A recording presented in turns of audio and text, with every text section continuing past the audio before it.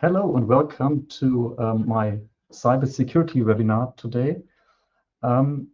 Special greetings going out to our Eberle team in South Africa and India, and also to all partners over the world. Let me start with a few words to my person. My name is Timo Sabitzer. I'm the product manager of SCADA and Cyber Security. And yeah, the question could be now, is cybersecurity a product? Is it really a product? We will come back to this question a little bit later in my presentation.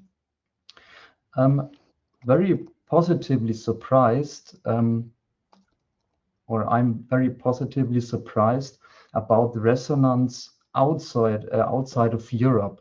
So all my topics from this webinar are in direction of the European acts and directions, but I think 50% of the webinar logins are from countries out of Europe, and that's, yeah, I'm very proud that other countries will also follow this webinar.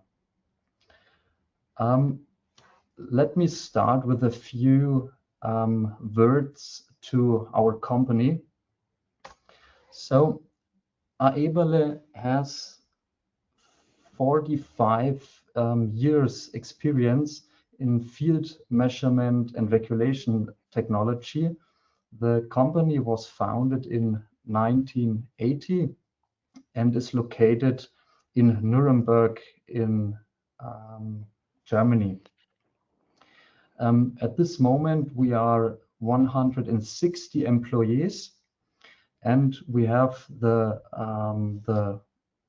dedicated corporate mission: clarity, openness, and fairness. That are our values we are having internally, and also provide these values to our customers and partners all over the world. We are operating internationally in 65 countries all over the world. And we are located in all voltage levels in the production, energy transport, and energy distribution. In the following slide, there's a little overview about all Eberle products depending on the voltage levels. You see on the x-axis the low voltage level, medium voltage level, and the high voltage level, and our products from power quality, from mobile devices and fixed devices are part of all voltage levels. Also, the voltage regulation, we are having this department LVR-SYS, and here we are regulating the low voltage level, and the department REG-SYS for the medium voltage and the high voltage level with the REG-D device and REG-DA devices. And last but not least, we are having the product group EOR-SYS for earth fault compensation, and also for earth fault indicators. That's our all complete products of Eberle. But what we are not seeing here is the product group SCADA and Cyber Security, and that's the question why, or maybe you know the answer why. SCADA and Cyber Security is part of all devices. So that's the reason why we in Eberle said it makes sense to create a new product group a new product department that combines the knowledge of cybersecurity, also SCADA, but cybersecurity, and bring the knowledge in every devices and in every step, so development and the full life cycle. In the next slide, we are see the different ISO standards we are conform with. Sorry, this was too fast. So we see the different standards we are comply. ISO 9001 for quality management systems, also 14001 for the environmental management systems, and also 27001 for the information security management systems. Very proud, or we are very proud of the repeatedly 2 awards, the Top Innovator Award and also the Kununu Top Company Award. In my understanding, this states out that we are an innovating company with motivated employees.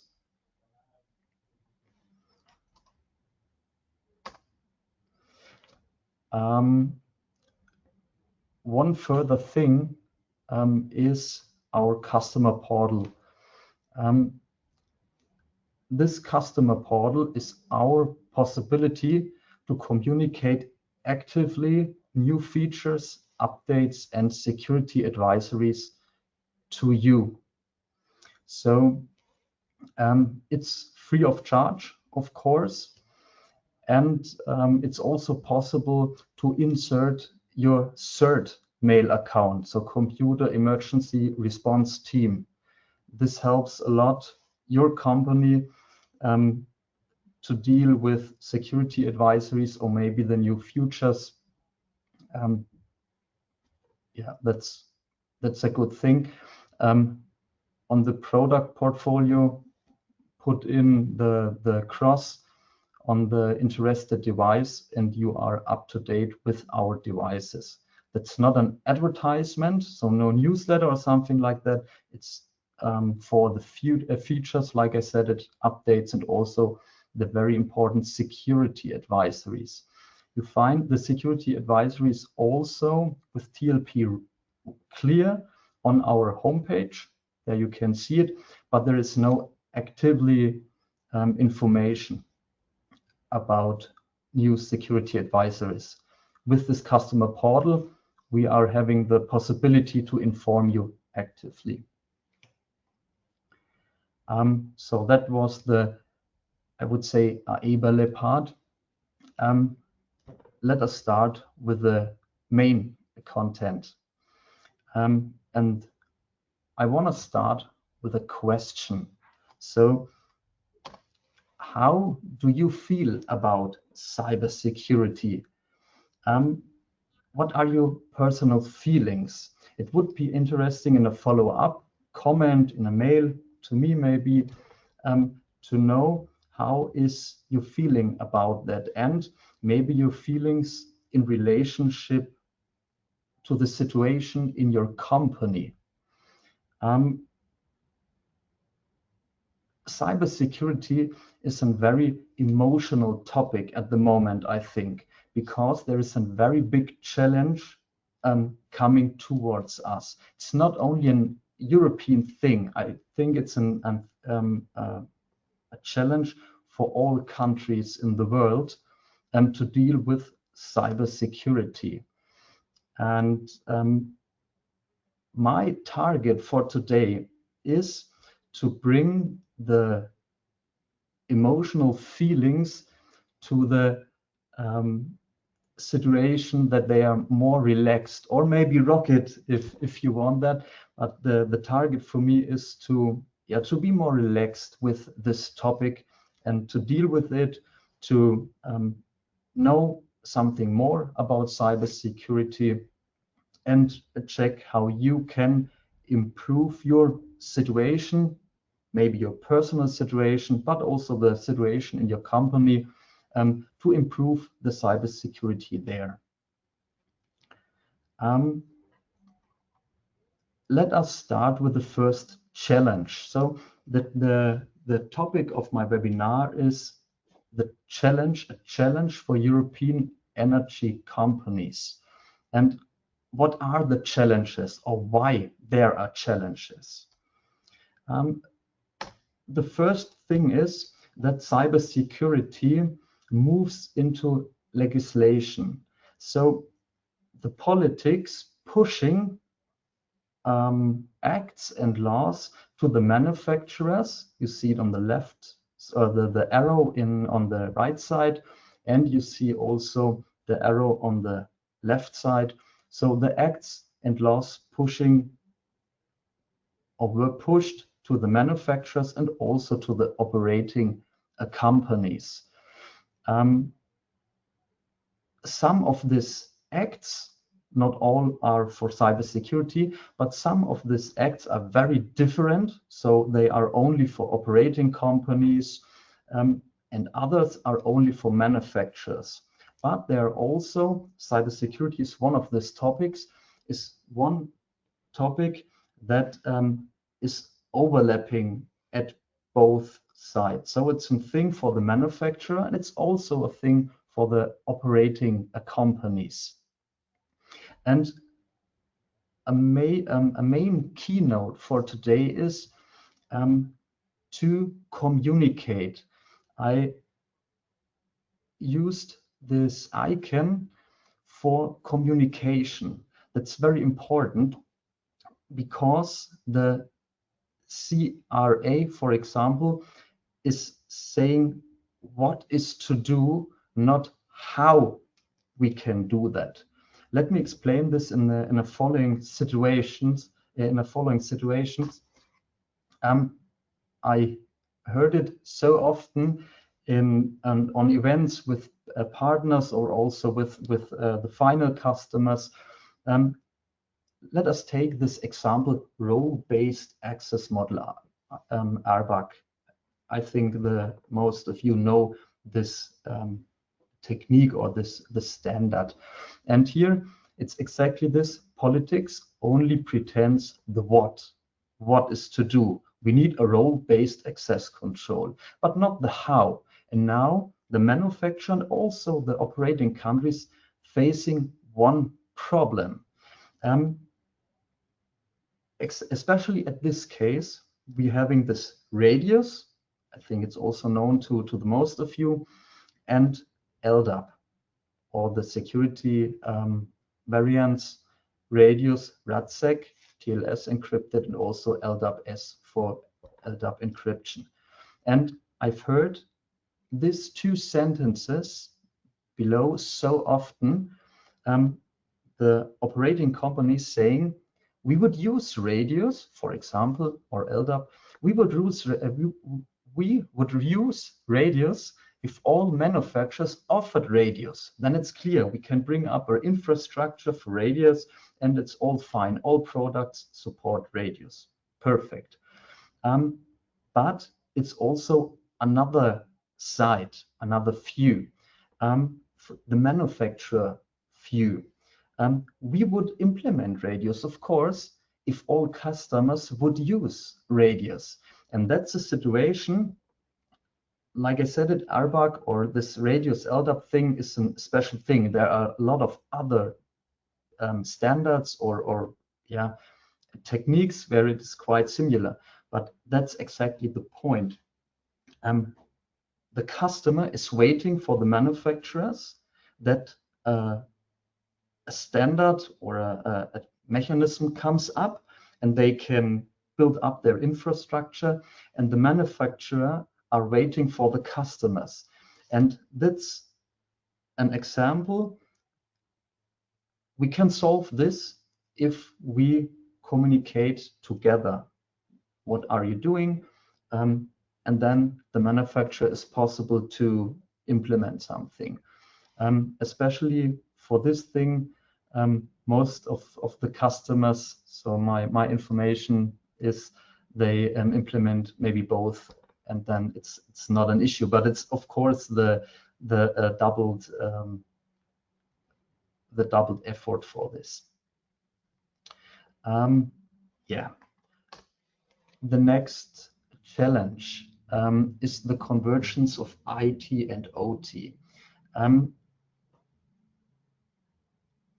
In the last years, we want more capabilities of IT. For example, in my understanding, web server access or SSH, SNMP, redundancy protocols, time synchronization, for example, NTP, PDP. That are all mechanisms for IT. And we use them, of course, 61850. We use NTP or PDP, of course.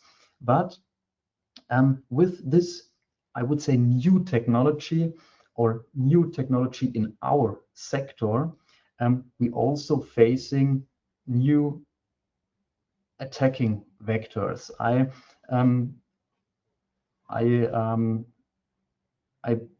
put this little icons there, maybe a little bit funny, but we know the process. We know our OT, of course, and we know there are attacking vectors. Of course, we know them and we can deal with it.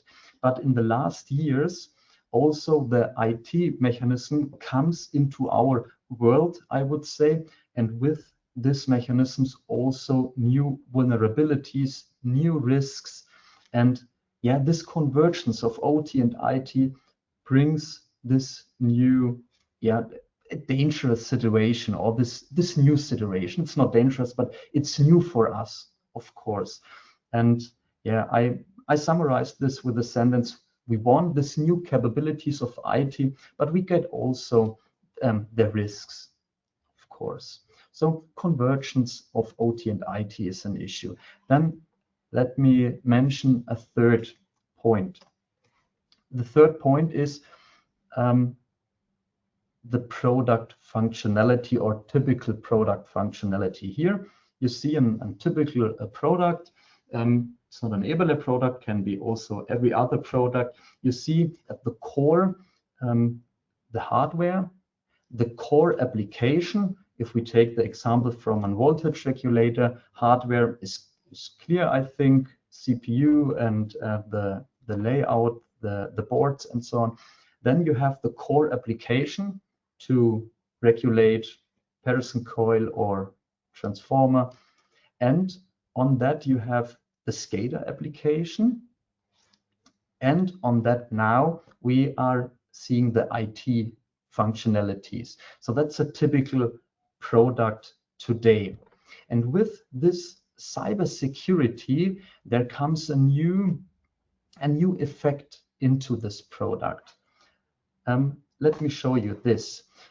I compared it to a needle, and this needle stacks through all these layers. So cyber security is part of the hardware, of course. It's part of the core application. It's part of the SCADA and also at the IT, comparable to this little monsters in 2 slides before. So better would be the statement: we don't bring cybersecurity into the device. It's more cybersecurity is part of every step of the device. And now there are further constants. It's the time. This needle that stacks through all layers is not only one time during the development, for example, it's in every step. So it's the needle that stick into this layer, and you're sawing all the thread more times through this layers. So it's a continuously process. I hope you got this picture. That's how I understand, or we understand, cybersecurity on the in the current time. Let me add one more challenge. is the high number of documents at the moment. As I started with cybersecurity, what was the beginning? So I know most of you are further than me a few years ago, but how you can start? You pick, for example, the 62351 standard, and then you read again and again and again and try to understand what is meant with all this mechanisms. It's clear, I think, but the detailed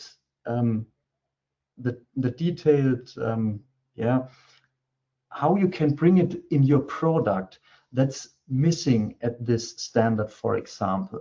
And okay, you take the standard and try another standard to understand, to get an initial start in this cybersecurity world.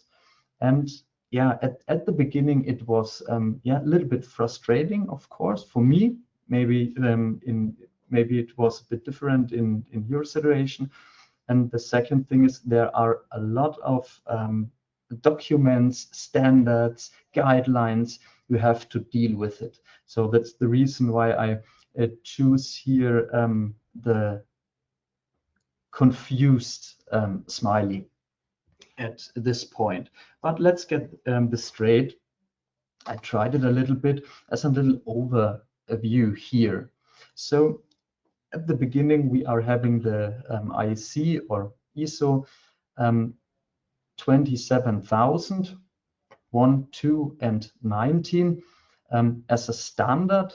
And of course, it's becoming effective. And that's a point I did with every of this documents, standards, guidelines, and so on.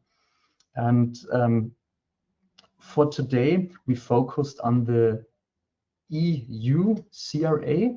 It's a regulation. It is becoming effective, but not complete.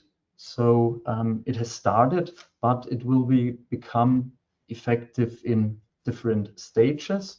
I will define it a little bit later.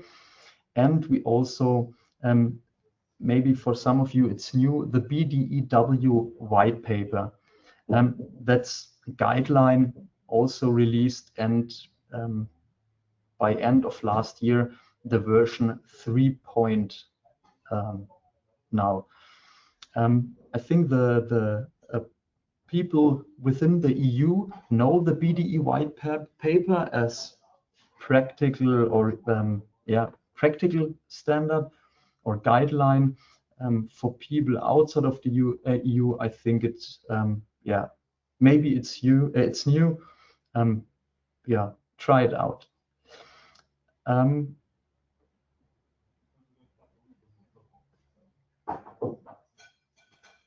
And last but not least, the technical guideline. I mentioned it in the last row, is the technical guideline from the German Federal Office of Information Security, the BSI, that can especially helps with the CRA. On this point, I would be interested also for the follow-up. How do other countries view the EU standards? Because I look at the view of Germany, of course, of an EU country, and I'm very interested in how other countries worldwide look at the EU standards. Maybe you can answer this or give me a short comment on the follow-up.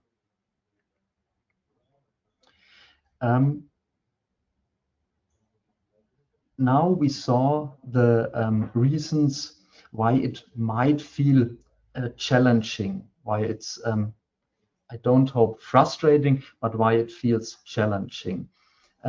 Let us start with the first thing here with the CRA regulation.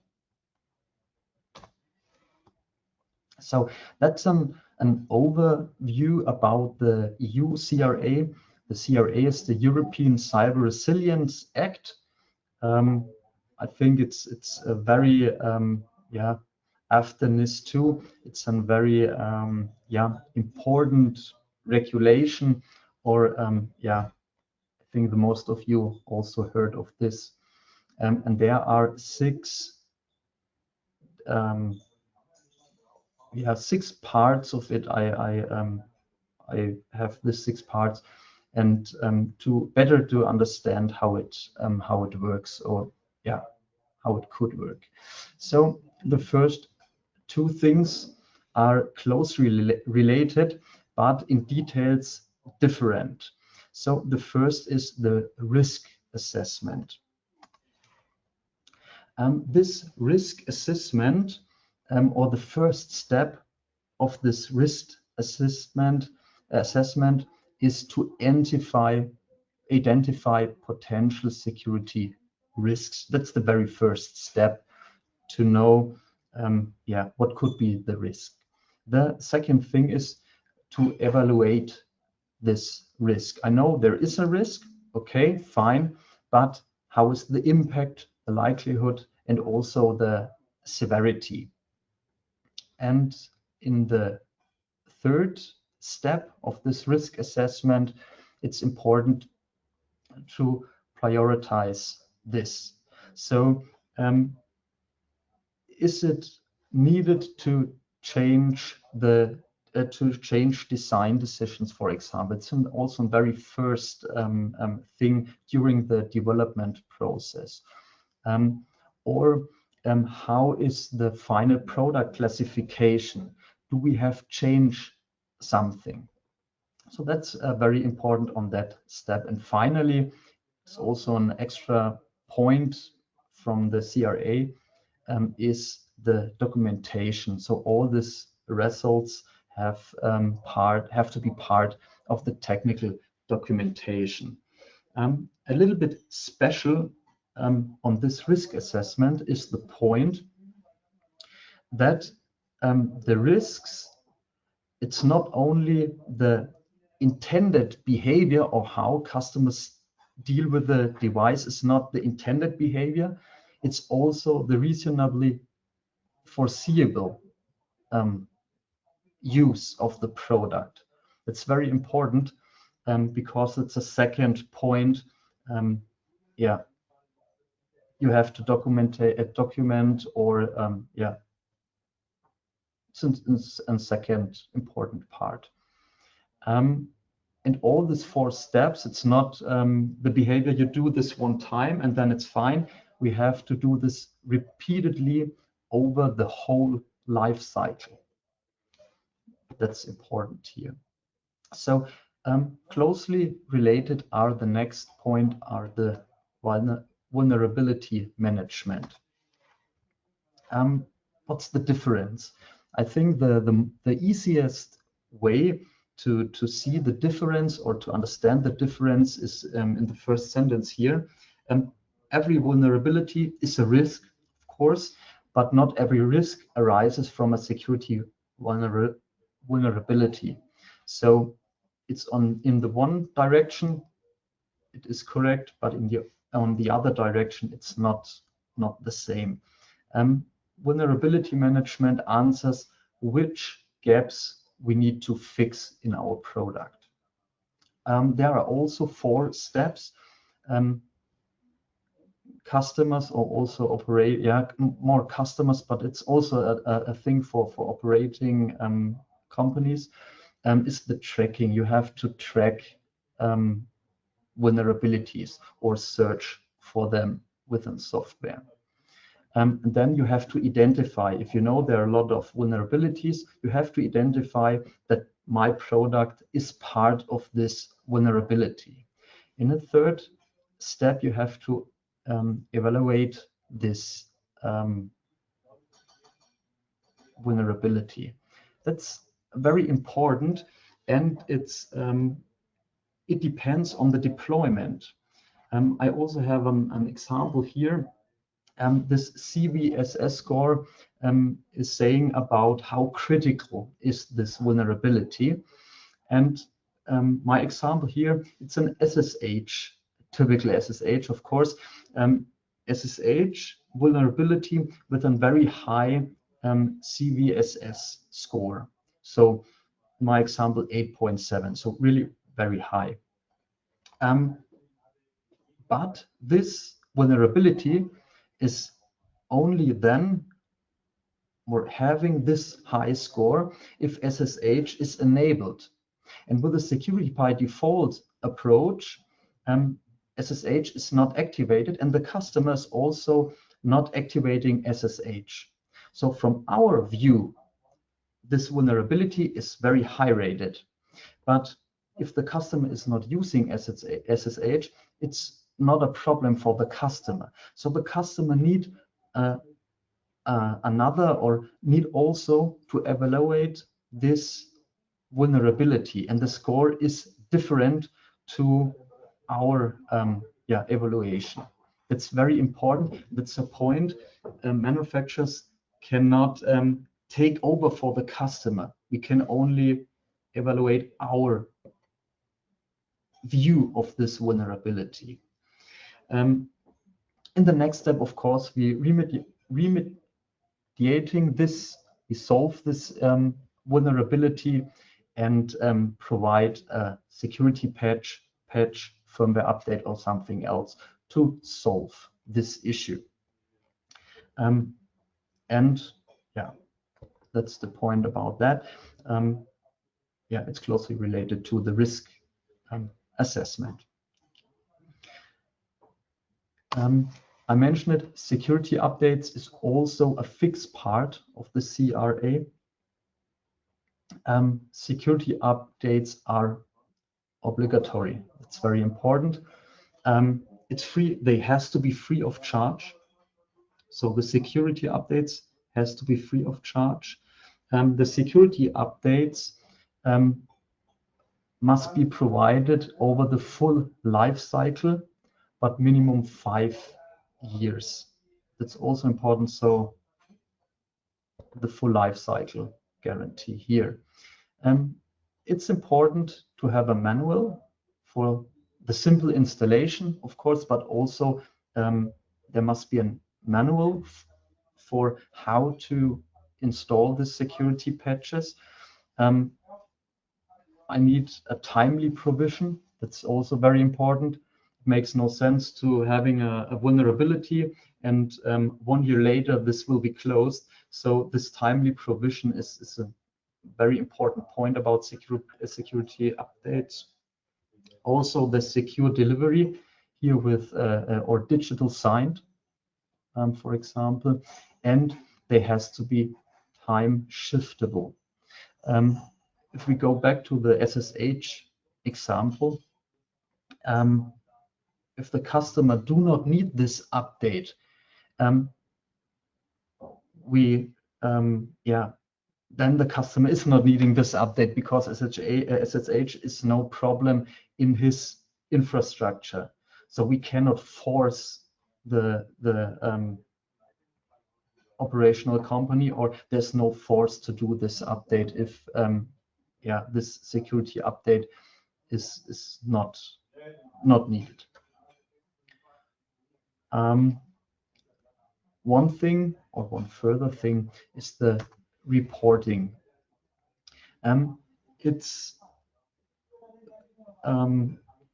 quite similar to NIS2, not exactly the same, but it's similar.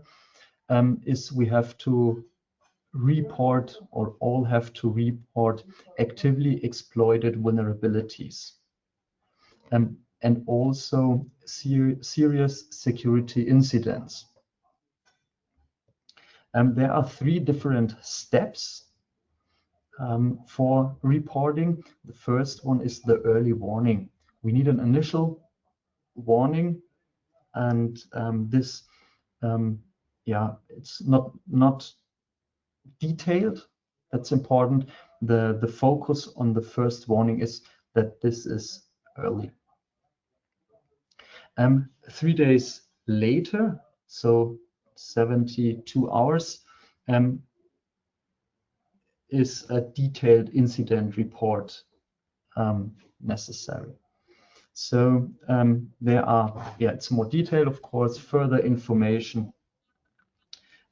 Yeah, you see all the information on the slide that are necessary for this second type of report. And the final report, there's a little bit of difference between if it's an actively exploited vulnerability or a security incident.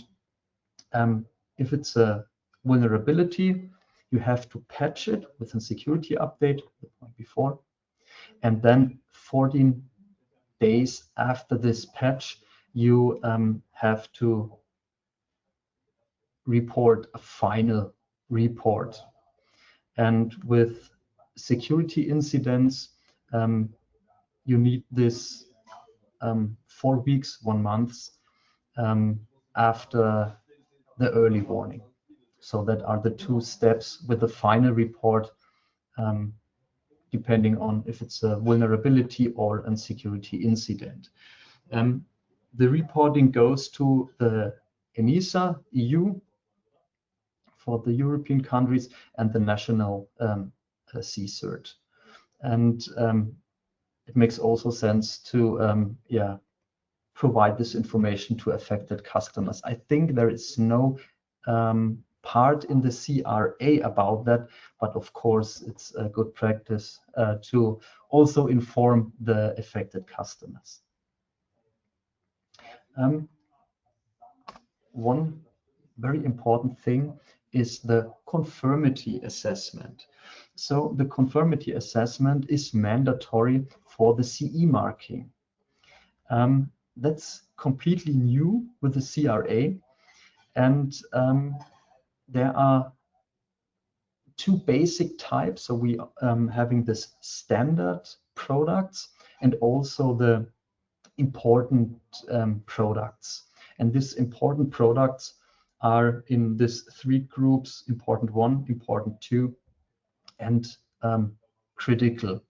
What's also important with this scheme is the standard products, you can declare conformity with a self-assessment. The important or more important products, there is also the first level can be done by a self-assessment, but against the harmonized European standards. The harmonized EU standards coming in 2026 regarding the CRA, so the harmonized EU standards for the CRA. Then there is the important 2 products. Therefore, you need a notified body, and the critical class also need a notified body, but with a special EU CC scheme. So it's the conformity, a common critical. I think it's common critical here. EU common critical.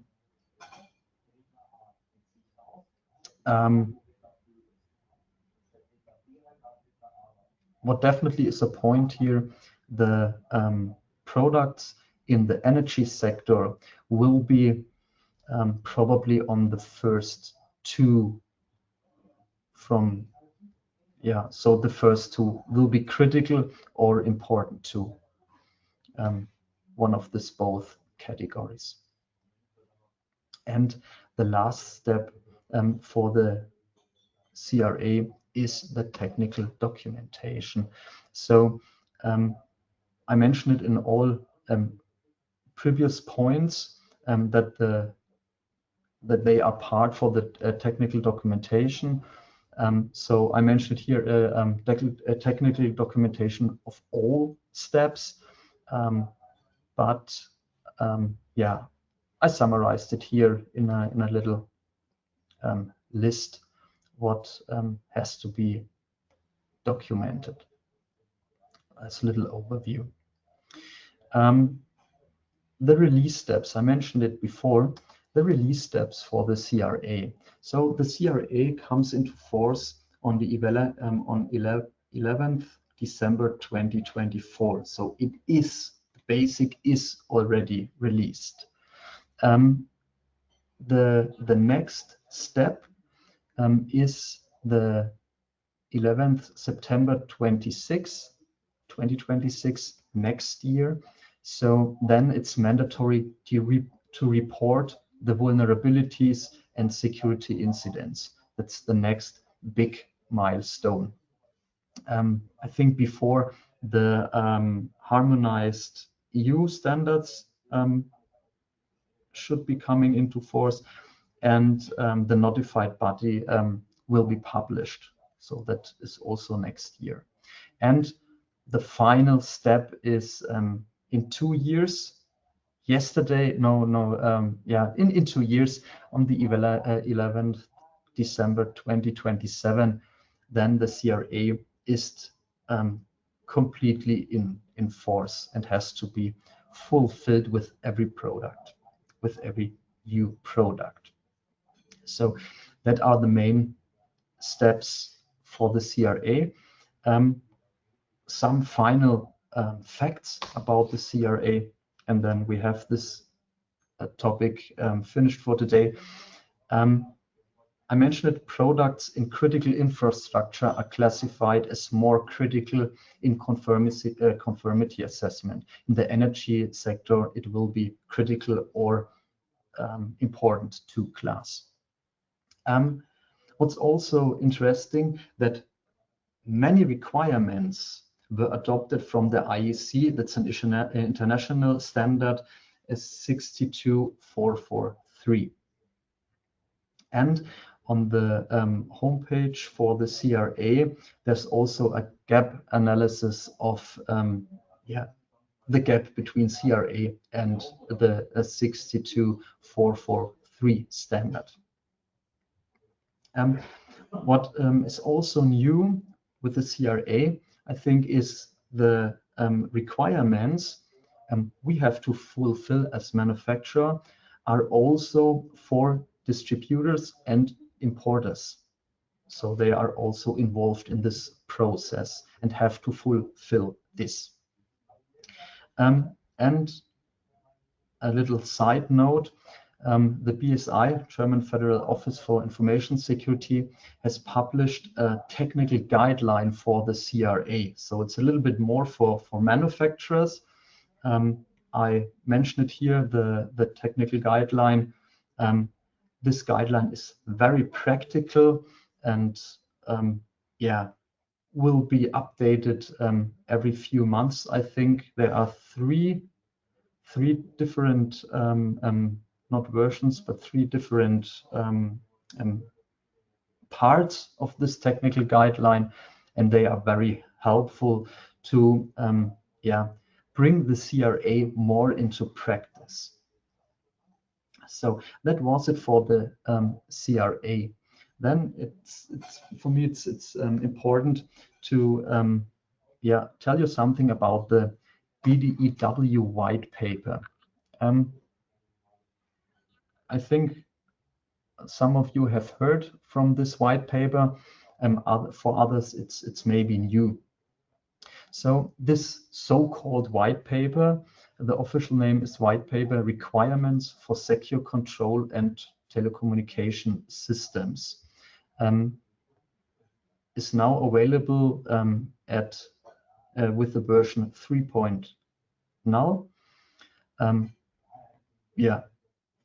Let me tell you something about this white paper. The first point, what or who is the BDEW? The BDEW is a German association of energy and water industries and is representative of the German energy industry, also the water industry. And in other countries, it's quite similar. Austria, Österreich's Energie, Austria's energy, and in Switzerland, WSE, Association of Swiss Electricity Companies. And they three together published this third version of this white paper.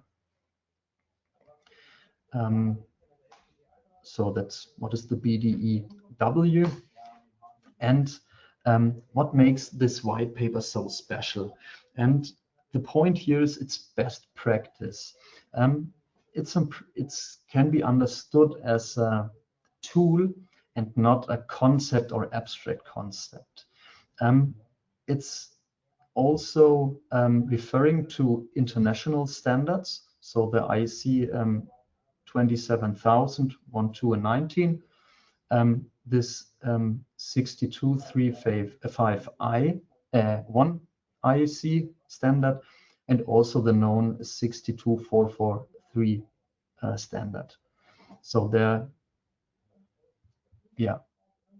referring to international standards. It's very easy to use. That's an advantage of this paper. And it has concrete technical implementations. And this new version is updated and has practical guidance and examples. So yeah, that are some special points about this white paper. So the conclusion of both. So that was the two of the three parts of my webinar. So first, the challenges of the energy sector, and then CRA and the BDEW white paper. And the similarity is definitely the CRA and the BDEW white paper built on this IEC norm 62443. That's what both documents have in common. But the CRA is more product orientated and for manufacturers, and the CRA is mandatory for the EU market. That's important here. The BDEW white paper is more operations orientated for operators and integrators, and the BDEW white paper is best practice. So for those who don't know the white paper, try it. It's free downloadable on the homepage. I think since July this year, it's also available in English language. And yeah, it's a really nice paper, I would say. So then let us come finally to the end of this. That was it with the main content of the webinar. A long time I thought about a final statement. How can I finish this webinar? And yeah, I think the following statement is good for that. According our second value from Eberle, openness, this sentence describes the situation very good, or the appeal to our energy community. Let us work together to make industrial communication as secure as possible through open and free interpersonal communication. So that was it from my side, and let's stay in touch. Have a nice day.